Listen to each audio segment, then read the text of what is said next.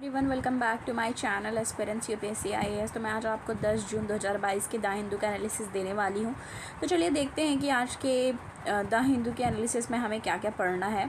पहला तो है presidential poll schedule for July 18। तो प्रेसिडेंशियल पोल का जो शेड्यूल है वो जुलाई 18 को रखा गया है। इसमें देख लीजिए क्या बताया जा रहा है कि notification on June 15, counting of votes on July 21। ठीक है, तो नोटिफिकेशन ऑन जून 15 का जो कि काउंटिंग वोट बताया जा रहा है कि जुलाई 21 को होगा। ठीक है, तो काउंटिंग जो है वो जुलाई 1 को होगा, ऐसा बताया जा रहा है। आगे देखते हैं। Election commission on Thursday announce that presidential election would held on July 18। तो इलेक्शन कमीशन ने बताया है कि जो प्रेसिडेंशियल इलेक्शन है वो कब होगा, जुलाई 18 को। And counting of vote if required would be held on, कब होगा ये, जुलाई 21 को। Ramnath Kovind term and on July 24। तो जो रामनाथ कोविंद जी हैं अपने प्रेसिडेंट, उनका जो टर्म है वो एंड हो जाएगा जुलाई 24 को। Announcing the schedule chief election commissioner जो कमिश्नर है राजीव कुमार, उन्होंने बताया है कि notification would be issued on June 15 and the last date for nomination would be June 29। तो नोटिफिकेशन इशू हो जाएगा जून 15 को और लास्ट डे है नॉमिनेशन का जून 29। तो लास्ट डे नॉमिनेशन का कौन सा है, ये है जून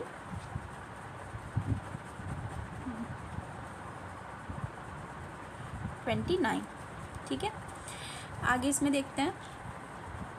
इसमें है तो ये हो गया test of unity for opposition. तो ये इस बता दिया गया कि प्रेसिडेंशियल पोल जो है वो कब शेड्यूल किया गया है, 18 को। आगे देखते हैं। इसमें है राइनो री introduction a hit in Assam reserve. तो राइनो का जो री इंट्रोडक्शन है वो हिट किया है कहाँ पे, असम के रिजर्व में। Manas national park rhino need translocation support reveals latest census. तो मैंने आपको जैसे अभी आपने एक वीडियो मैंने जो डाला है उसमें मैंने ये बताया भी कि मैं आपको ये बताऊंगी अभी मंथ के लास्ट में। जैसे मंथ के लास्ट का मतलब ये है कि जैसे किसी भी जो कोचिंग की जो मंथली मैगज़ीन निकलती है वो उसके अगले मंथ के 15 या 16 के डेट तक आ जाती है।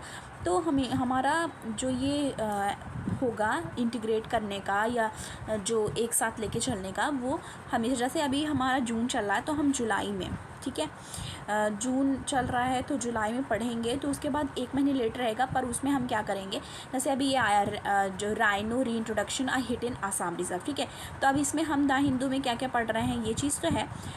पर मंथली मैगज़ीन पढ़ने के बाद उसमें फिर मैं ये देखूँगी कि क्या इससे रिलेटेड है कि नहीं। अगर इससे रिलेटेड रहेगा, ठीक है, तो हम वो पढ़ेंगे। ठीक है, आपको भी सेम एज़ करना है। नहीं तो जो इसमें दिया हुआ है उसको हम स्टिकी नोट्स में लिख के उसी मैगज़ीन में चिपका लेंगे, ये हमें करना है। ठीक है, अब इसमें क्या है, Manas national rhino need translocation support reveal latest census. ठीक है, तो बताया जा रहा है कि need translocation support reveal latest census. तो ऐसा बताया गया है कि क्या ज़रूरत पड़ रही है ट्रांसलोकेशन की। आगे देखते हैं।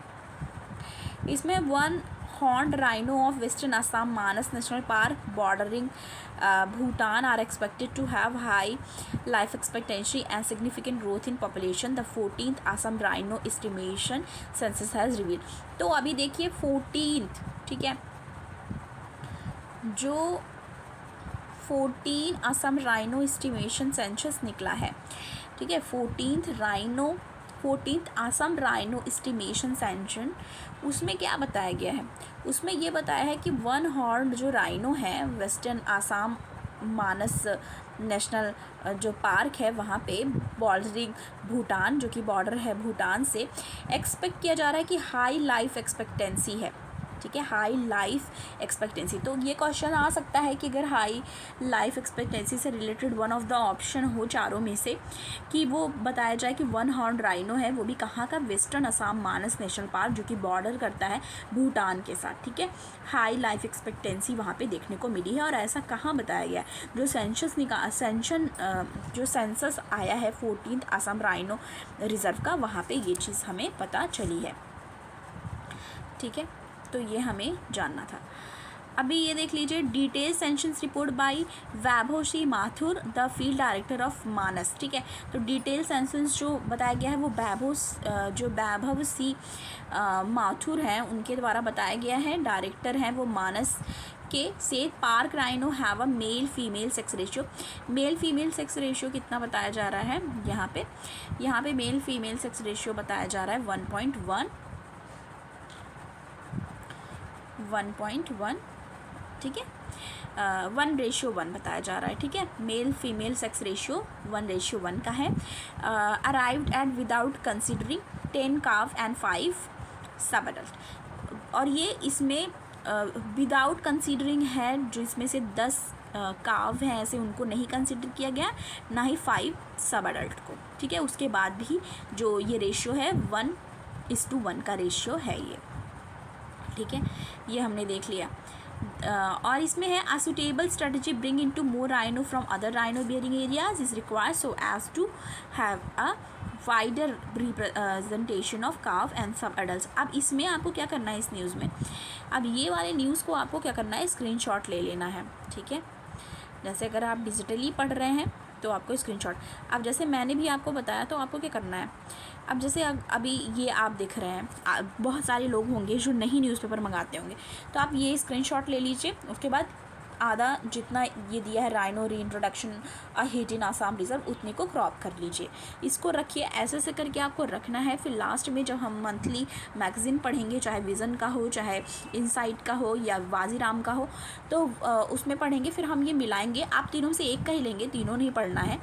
क्यों हमें मैगज़ीन पढ़ने की ज़रूरत है, क्योंकि वो लोग PIV कोई भी स्कीम योजना कुछ सब कवर करके कंपाइल करके एक मैगज़ीन बनाते हैं, इसलिए हमें वो इम्पॉर्टेंट है पढ़ने के लिए।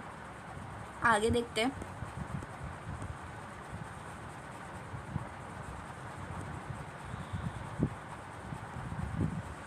इसके बाद ये पढ़ना है 7 एलिफेंट्स डाइड इन कर्नाटका इन 2021। अब देख लीजिए 70 एलिफेंट ऐसे हैं जो डाई हो गए, कब, कर्नाटका में, कब, 2021 में। Of these 15 have been attributed to unnatural census with a spotlight conflict. Karnataka, which harbors around 6,000 elephant in the wild as per 2017 century, has lost 70 of them due to various reasons in 2021. अब क्या बताया जा रहा है, जो कि कर्नाटका के बारे में है कि अराउंड 6,000 एलिफेंट्स ऐसे रहते थे जो वाइल्ड एज पर 2017 सेंसस था। उन्होंने क्या किया, उसमें से लॉस्ट हो गए कितने, 70 ऑफ देम लॉस्ट कर गए, मतलब कि डेथ हो गई, डाई कर गए वेरियस रीज़न की वजह से 2021 में। तो ये भी ध्यान में रखना है। 15 वर एट्रीब्यूटेड टू अननेचुरल कॉज, 15 इसमें ऐसे हैं जो अननेचुरल कॉज की वजह से जिनकी डेथ हुई है, इंक्लूडिंग 10 ड्यू टू इलेक्ट्रोकॉजन। पर अभी देखिए 10 इसमें से इलेक्ट्रोकॉजन की वजह से डेथ हुई है। आपको पता ही है, इससे रिलेटेड एक बार न्यूज़ भी आया था कि इलेक्ट्रिसिटी या उसकी वजह से कितने एलिफेंट्स की डेथ हो जा रही है, डेथ उसमें से ये रिपोर्ट की। और सिर्फ इतना ही नहीं, इधर आप देखें तो 10 तो इसकी वजह से हुए। 1 एलिफेंट किसकी वजह से हुआ, ट्रेन एक्सीडेंट की वजह से। ठीक है, ट्रेन एक्सीडेंट की वजह से भी डेथ हुई है। अनदर वॉज शॉट, कई शूट कर दिया गया, उसकी वजह से 1 elephant died due to injury हुई। ठीक है, while the cause of death was not ascertained in one case, the remaining were classified as dead due to natural cause. अब रिमेनिंग जितने हैं उनको क्लासीफाई कर दिया गया कि डेथ हुई है इनकी नेचुरल कॉज की वजह से। ठीक है, तो ये हमने पढ़ लिया।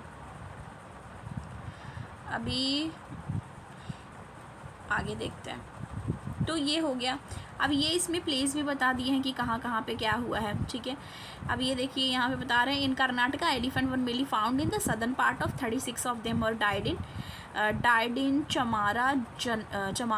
क्या लिखा है, चामा राजा नगर सर्कल। ठीक है, प्रोनाउंसिएशन में अगर गलत हुआ होगा तो आप प्लीज़ खुद करेक्ट कर लीजिएगा। तो यहाँ पे दिया है। ठीक है, उसके बाद क्या बता रहे हैं, 12 डेथ मैसूरू में दिखा रहा है, 10 कोडागू में, 7 बेंगलुरु में और 4 कहाँ पे, हसन में, और 1 कहाँ पे दिखा रहा है, चिक्का मंगलुरु में।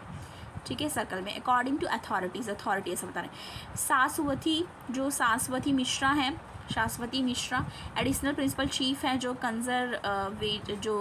Conservator of forest wild life की और चार्जेस ऑफ प्रोजेक्ट एलिफेंट की हैं। उन्होंने मोर्टेलिटी से रिलेटेड बताया है कि मोर्टेलिटी रेट जो है उस कितनी ज़्यादा हो गई है, बढ़ गई है एलिफेंट्स की, वो बताया गया है। आगे आप एडिटोरियल में ये पढ़ लीजिए, मेसी बैटल, ये मेसी बैटल किससे रिलेटेड पढ़ना है, the tug of war between LG and CM. Tug of war बताया जा रहा है किसके किसके बीच में, एलजी और सीएम के बीच में, barrier to Delhi development ambition, ठीक है, ये भी पढ़ना है। इसके बाद देखते हैं, इसके बाद ये पढ़ना टाइज रीसेट पढ़ना जो इंडिया और ईरान से रिलेटेड है। India Iran need to rebuild their ties affect adversely to recent global event, ठीक है, ये पढ़ना है। इसके बाद एडिटोरियल में ये है and enduring agreement bridging India Pakistan ties, ये भी पढ़ना है, ठीक है। ये इंडस वाटर ट्रीटी से रिलेटेड है, इससे रिलेटेड आ भी चुका है, हम पढ़ भी चुके हैं।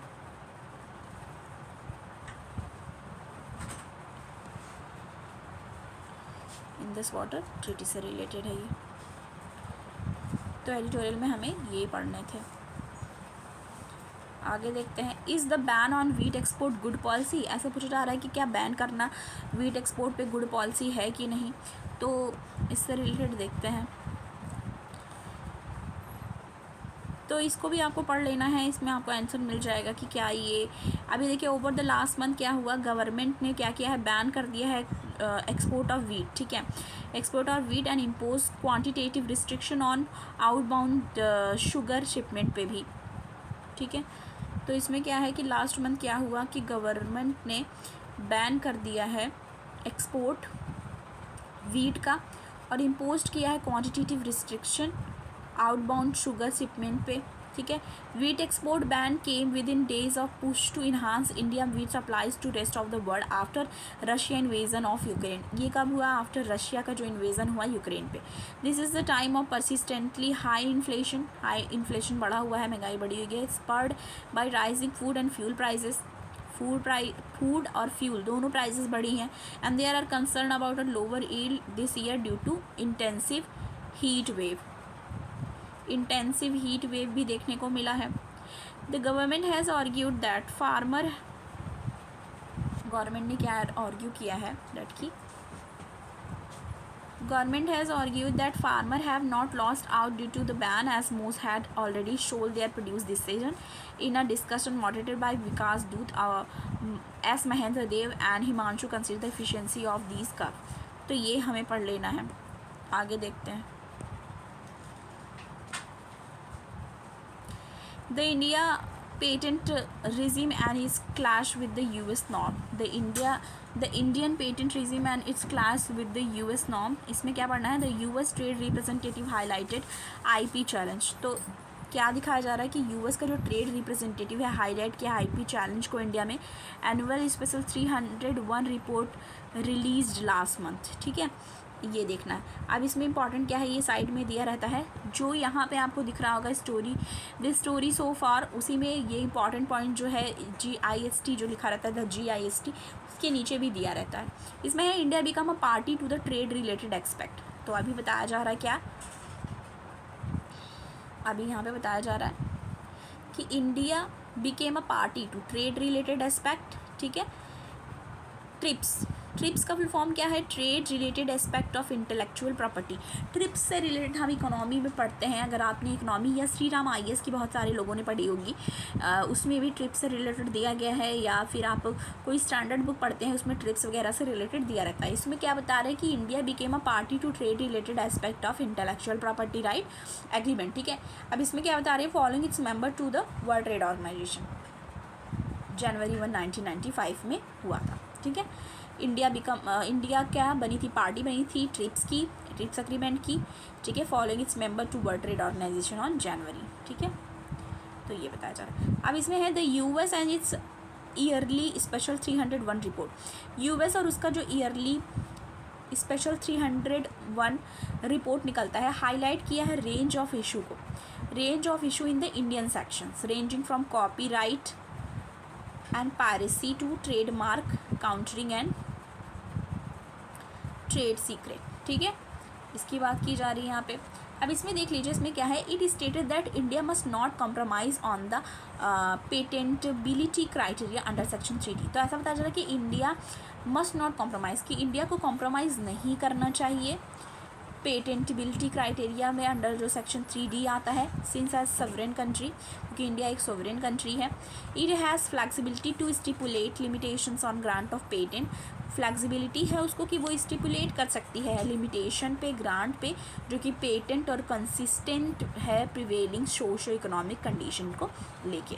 तो ये चीज़ें बताई गई हैं। तो इसी में जो ये मैंने अभी बताया ना साइड में रहता है, ऑल स्टोरी का ये क्रक्स होता है कि मतलब ये जो है उसकी एक समरी बता देता है। आगे देखते हैं, ये देखिए हमें ये पढ़ना है, India delivers 12 speed petrol boat to Vietnam. India ने क्या किया, डिलीवर किया 12 स्पीड पेट्रोल बोट, ठीक है, वियतनाम को। It took place during the on going visit of Rajnath Singh, ये तब हुआ जब राजनाथ सिंह जी ने विजिट किया, तब उसके टाइम पे है। India on Thursday formally hand over 12 high speed guard boat constructed under the union government, $100 million defence line of credit to Vietnam. अभी इसमें क्या इंपॉर्टेंट चीज़ें हैं ये देखिए कि इंडिया ने क्या किया, hand over 12 high speed guard boat, construct हुआ था ये अंडर यूनियन गवर्नमेंट, ठीक है, union government, $100 million defence line of credit to Vietnam at a ceremony at the Hong Ha shipyard during visit of defence minister Rajnath Singh, ठीक है, उस time की बात चल रही है यहाँ पे। अब इसमें है, उन्होंने क्या बोला है राजनाथ सिंह जी ने, I am confident that this will precursor to many more corporative defence project between India and Vietnam. अब ये वो बोल रहे हैं कि वो कॉन्फिडेंट है इस चीज़ को लेके कि एक ये जो है वो क्या है, ये क्या करेगी, ये प्रीकर्सर होगा मेनी मोर कॉर्पोरेटिव, ठीक है, बहुत और ज़्यादा आगे चल के कॉर्पोरेटिव डिफेंस प्रोजेक्ट देखा जाएगा बिटवीन इंडिया एंड वियतनाम, ऐसा मिस्टर राजनाथ सिंह जी ने बोला है सेरेमनी में, stating that this project was example of make in India, make for the world। अब ये बता रहे हैं, ये नया आइडियोलॉजी है, ये आप या तो अपने शॉर्ट नोट में मेंशन करिए या तो स्क्रीनशॉट ले लीजिएगा। इसमें है stating that project was example of make in India, make for the world। तो क्या एक कोड की तरह भी यूज़ किया जा सकता है कि make in India make for the world mission, ठीक है, ऐसा मिशन बोल रहे हैं वो। कौन सा मिशन है ये, make in India make for the world mission, ऐसा मिस्टर राजनाथ सिंह जी ने बोला है, defence minister. We could be greatly pleased if close friends like Vietnam become part of our defence industry transformation through enhance defence industry cooperation. अब इसमें और क्या बताया जा रहा है कि speed boat will be operated by the Vietnamese border guard. तो ये जो स्पीड बोट्स हैं वो ऑपरेट किए जाएंगे वियतनामीज बॉर्डर गार्ड फोर्सेस के द्वारा। The deal was executed by the Larsen and turbo and the 12 boat. तो ये जो डील है वो एग्जीक्यूट किसके द्वारा की गई है, executed by Larsen and turbo, Larsen और टॉर्बो और अदर 12 बोट्स 5 और बिल्ड इन इंडिया, जिसमें से 5 जो है वो बिल्ड हुई हैं इंडिया में एंड रिमेनिंग इन वियतनाम, और जो रिमेनिंग है वो कहाँ पे हुई है, वियतनाम में, विद असिस्टेंट फ्रॉम, और असिस्टेंस कहाँ से मिला है, LNT। Hanoi has produce the 12 boat under the LOC, ठीक है, LOC का फुल फॉर्म अभी यहाँ पे है, वो वाली LOC की बात नहीं हो रही है बॉर्डर की, यहाँ पे बात हो रही है लाइन ऑफ क्रेडिट की। Extended in September 2014। In 2016, India has extended another $500 million defence LOC to Vietnam. अभी क्या हुआ है देख लीजिए कि इंडिया ने फिर से 2016 में एक्सटेंड किया है another $500 million defence LOC to Vietnam and discussion are under way for identify the equipment, ठीक है। ये हो गया, तो ये भी हमने देख लिया, स्क्रीनशॉट ले सकते हैं या तो नोट कर लीजिएगा। आगे देखते हैं। इसके बाद ये बायोटेक सेक्टर ग्रू 8 फोल्ड मोदी।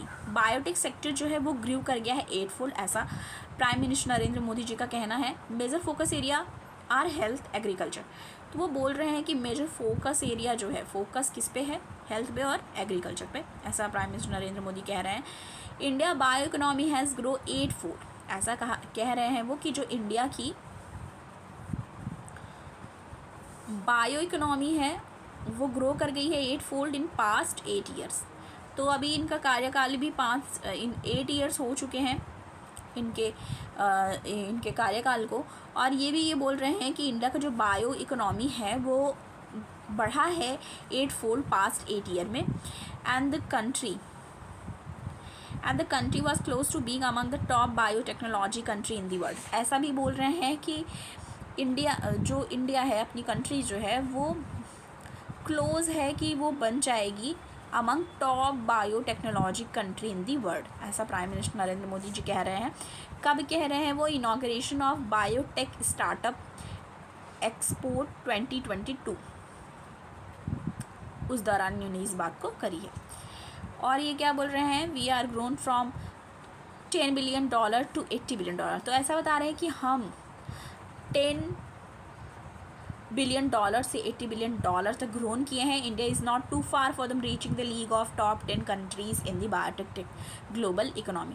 तो ऐसा बोल रहे हैं कि इंडिया जो है अभी ज़्यादा दूर नहीं है कि वो टॉप 10 कंट्रीज़ जो है बायोटेक की ग्लोबल इकोसिस्टम में उनके साथ गिनी जाए। ठीक है, तो बस इसमें ये ध्यान देना है। IISc Bengaluru top Indian varsity, तो IISc बेंगलुरु जो है वो टॉप कर दी है इंडिया की वर्सिटी में। इसमें देखिए its rank 155 in QS world university ranking.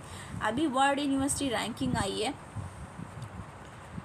जिसमें से 155 रैंकिंग मिली है IISc बेंगलुरु को। 41 Indian institute on the list, 41 Indian institute जो हैं वो लिस्ट में हैं।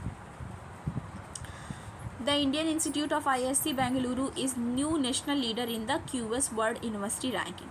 तो IISc को क्या बताया जा रहा है कि new national leader in QS world university ranking में 2023 रिलीज ऑन द थर्सडे को ये रिलीज़ किया गया, which also shows that all India institute of technology IITs improve their standing. अभी IIT भी इम्प्रूव कर रही है। ठीक है, the latest edition of QS world university ranking feature 41 Indian universities, 41 Indian universities शामिल है, जिसमें से 12 improve their position and 12 remain stable and 10 decline and 7 are new entries. अब इसमें देखिए क्या है, 41 ऐसे यूनिवर्सिटीज़ हैं जिनको लिया गया, शामिल है इस लिस्ट में। 12 ने इम्प्रूव किया है अपनी पोजीशन को, 12 उसी जगह पे स्टेबल हैं, और 10 जो है वो डिक्लाइन कर गई हैं अपनी पोजीशन से, और 7 जो हैं वो न्यू एंट्रीज हुए हैं।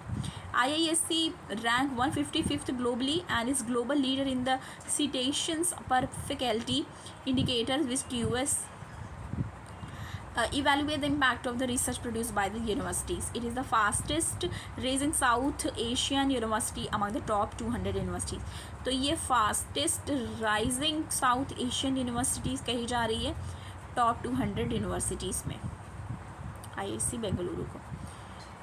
ठीक है, IIT Bombay, which was the top Indian university world university ranking of the previous edition, second best Indian situated time and the globally reached 172 rank. तो IIT बॉम्बे भी इसमें शामिल है।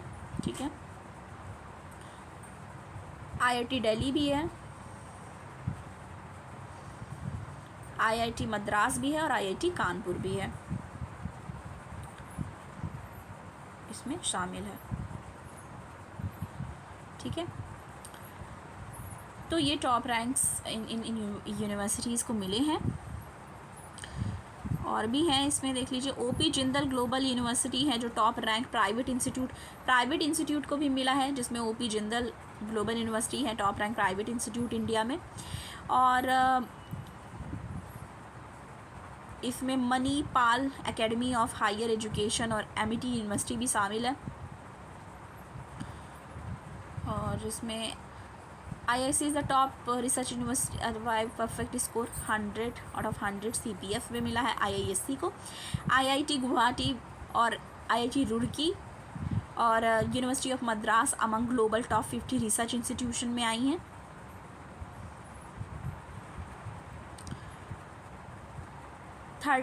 30 of India and 41 rank university have suffered decline in the faculty student ratio indicator for only 4 recording improvement. Amrita विश्व विद्यापीठ जो है, अमृता विश्व विद्यापीठ जो best performing local institution for the promotion of integral faculty ranking for 11 globally and Amity university national leader for the promotion of international student ranking 542 globally. तो इतनी universities इसमें शामिल हैं। उसके बाद देख लीजिए Thailand become first Asian country to legalise marijuana. तो मैरिजुआना को लीगलाइज कर दिया है, ठीक है, किसने कर दिया है? थाईलैंड ने मैरिजुआना को लीगलाइज कर दिया है।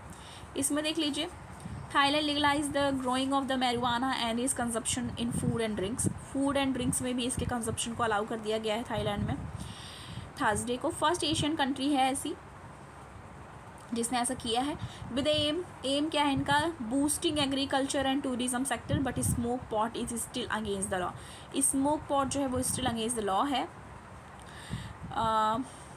तो बस इसमें यही देखना था कि इसने लीगलाइज कर दिया है और ऐसी फर्स्ट एशियन कंट्री बनी है। ऐसे क्वेश्चन पूछा जा सकता है कि कौन सी ऐसी फर्स्ट एशियन कंट्री है जिसने लीगलाइज किया है मैरिजुआना को, तो वो हो जाएगा Thailand.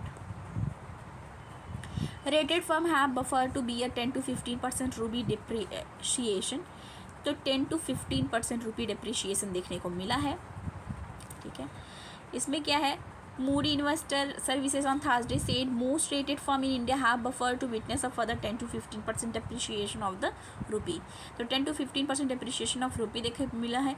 The rupee weakened by 6 पैसा to close at 77.74 against the US dollar. अभी रूपी का वीकेंड जो है वो 6 paise to close to 77.74 against the US dollar on Thursday हुआ है। ऐसा weighed down by the elevated crude oil prices and persistent foreign capital outflow, ठीक है। तो ये हमने देख लिया। तो बस आज के द हिंदू के एनालिसिस में इतना ही। अगर आपको द हिंदू का एनालिसिस अच्छा लगा हो तो प्लीज़ लाइक करिएगा, शेयर करिएगा और ज़्यादा से ज़्यादा सब्सक्राइब करिएगा। मिलती हूँ आपको नेक्स्ट वीडियो के साथ। Thank you for watching.